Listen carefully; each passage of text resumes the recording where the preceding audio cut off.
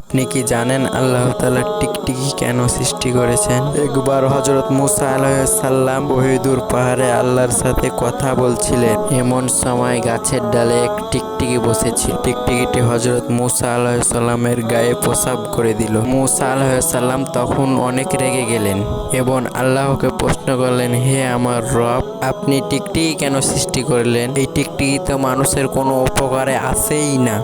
অতঃপর মহান রব্বুল আলামিন বললেন, মুসা, কিছুদিন আগে টিকটিকিটি আমাকে একই প্রশ্ন করেছিল, হে আমার রব, মুসাকে কেন বানিয়েছেন? তিনি তো আমার কাজেই আসে না এবং সে আমাকে আপনার কথা শোনায়ও না। এটা শুনে হযরত মুসা আলাইহিস সালাম ভিতরে ভিতরে অনেক লজ্জিত। তখন আল্লাহ তাআলা বললেন, এ মুসা, উদ্দেশ্য ছাড়া দুনিয়াতে আমি কিছুই সৃষ্টি করিনি। আমার প্রত্যেকটা সৃষ্টির পেছনে কোনো না কোনো উদ্দেশ্য রইল।